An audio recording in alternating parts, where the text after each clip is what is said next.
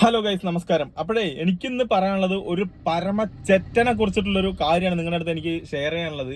ഈ ഒരു വീഡിയോ നിങ്ങളെ ഫുള്ളായിട്ട് കാണണം. എന്താന്ന് ചോദിച്ചിട്ടുണ്ടെങ്കിൽ എനിക്ക് ഈ വീഡിയോയിൽ കുറച്ച് കാര്യങ്ങൾ പറയാനുണ്ട്. നിങ്ങൾ എന്തായാലും കേൾക്കണം. ചെറ്റത്തരം എന്ന് പറഞ്ഞാൽ ഇതുപോലുള്ള ചെറ്റത്തരം ആരും ചെയ്യാൻ പാടില്ല. സംഭവം എന്താണെന്ന് ചോദിച്ചിട്ടുണ്ടെങ്കിൽ ഞാനിപ്പോൾ ഉള്ളത് പാലക്കാട് ജില്ലാ ഹോസ്പിറ്റലിലാണ്. അപ്പോൾ ഹോസ്പിറ്റലിന്റെ പുറത്ത് ഞാനിപ്പോൾ വണ്ടിയിലിരിക്കുകയാണ്.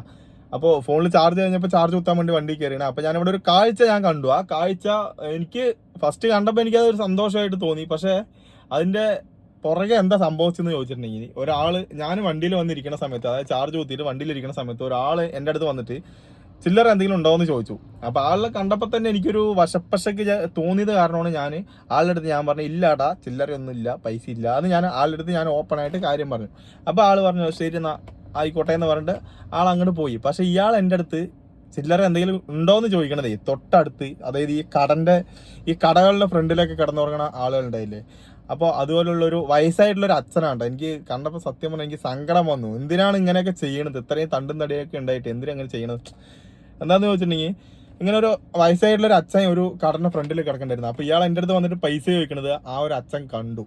അപ്പോൾ പൈസ ചോദിക്കുമ്പോൾ എന്താണ്, വിശന്നിട്ട് ഫുഡ് കഴിക്കാൻ വേണ്ടിയിട്ട് ആയിരിക്കും ചോദിക്കണമെന്നും പറഞ്ഞിട്ട് ആ അച്ഛൻ ഈ ഹോസ്പിറ്റലാണെന്നൊക്കെ ഈ ഡിവൈഎഫ്ഐൻ്റെ പ്രവർത്തകർ പൊതിച്ചോറ് കൊടുക്കുമല്ലോ, അതേപോലെ തന്നെ വൈകുന്നേരത്ത് കഴിക്കാനുള്ള ഫുഡും കാര്യങ്ങളൊക്കെ കൊടുക്കുമല്ലോ.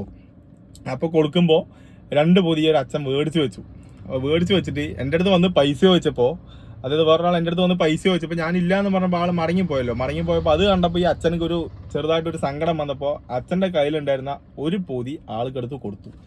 ഒരെണ്ണം അച്ഛൻ കഴിക്കുകയും ചെയ്തു, ഒരു പൊതി അയാൾക്കെടുത്ത് കൊടുക്കുകയും ചെയ്തു.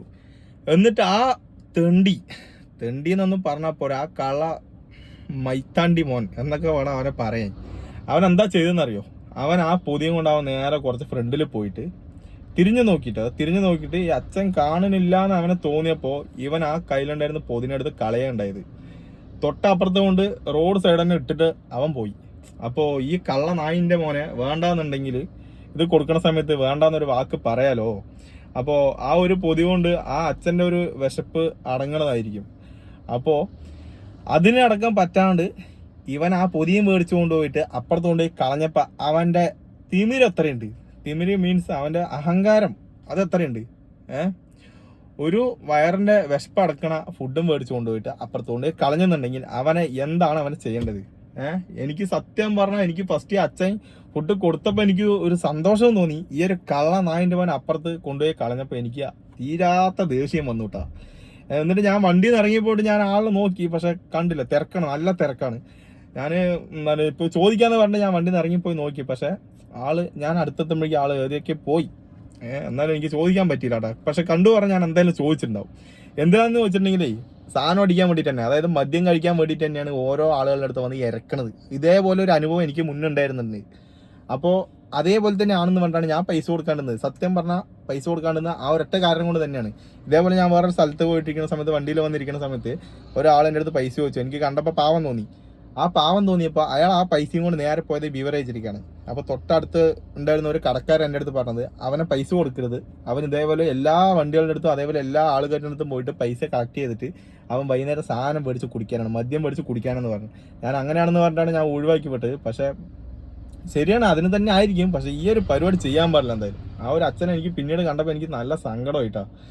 എനിക്ക് സംസാരിക്കണമെന്നുണ്ടായിരുന്നു. എനിക്ക് ഭയങ്കര സങ്കടമായിട്ട് എനിക്ക് ആളുടെ അടുത്ത് സംസാരിക്കാൻ പോകാനും തോന്നിയില്ല. അപ്പം എന്തായാലും ഇതുപോലൊന്നും ആരും ചെയ്യരുത് കേട്ടാ. എന്താന്ന് പറഞ്ഞാൽ ഒരു നേരത്തെ ഫുഡ് മനസ്സറിഞ്ഞ് കൊടുക്കുമ്പോൾ അത് കഴിക്കുക. ഇനിയിപ്പോൾ വേണ്ടെങ്കിൽ പോലും വേറൊരാൾക്ക് കൊടുക്കുക. ഇങ്ങനെ മേടിച്ചുകൊണ്ട് പോയിട്ട്, അതായത് കഴിക്കുന്ന ആള് അതും പോലും ഇല്ലാണ്ടാക്കിയിട്ടാണ് വേറൊരാൾക്ക് കൊടുക്കുന്നത്. അപ്പോൾ മേടിച്ചുകൊണ്ട് പോയിട്ട് തൊട്ടപ്പുറത്ത് കളയെന്ന് പറയുമ്പോൾ അതൊരു സങ്കടമല്ലേ? എത്ര ആളുകളാ ഫുഡ് കിട്ടാണ്ട് റോഡ് സൈഡൊക്കെ കിടക്കണത്. ചെറ്റത്തരം എന്നല്ലാണ്ട് എനിക്കിതിൽ വേറൊന്നും പറയാനില്ല. അപ്പോൾ ഈ ഒരു വീഡിയോ മാക്സിമം എല്ലാവരുടെ അടുത്ത് ഷെയർ ചെയ്ത് കൊടുക്കുക. ഇതുപോലുള്ള കുറേ ആളുകൾ നമ്മുടെ സമൂഹത്തിൽ ഉണ്ട് കേട്ടോ. അപ്പോൾ എന്തായാലും ഈ ഒരു വീഡിയോ എല്ലാവർക്കും മാക്സിമം ഷെയർ ചെയ്ത് കൊടുക്കുക. പിന്നെ വീഡിയോക്ക് ഒന്ന് എന്തെങ്കിലും നിങ്ങളുടെ അഭിപ്രായങ്ങൾ എന്താണെന്നുണ്ടെങ്കിൽ നിങ്ങൾ വീഡിയോന് താഴെ ഒന്ന് വന്നിട്ട് കമൻറ്റ് ചെയ്യുക. അതേപോലെ തന്നെ വീഡിയോ ഒന്ന് ലൈക്ക് ചെയ്യുക. ഓക്കെ, അതേപോലെ തന്നെ നമ്മളൊന്ന് സബ്സ്ക്രൈബ് ചെയ്യുക. Okay, bye. അപ്പോൾ അടുത്തൊരു വീഡിയോയിൽ വീണ്ടും കാണാം. അതുവരെയും ടാറ്റാ.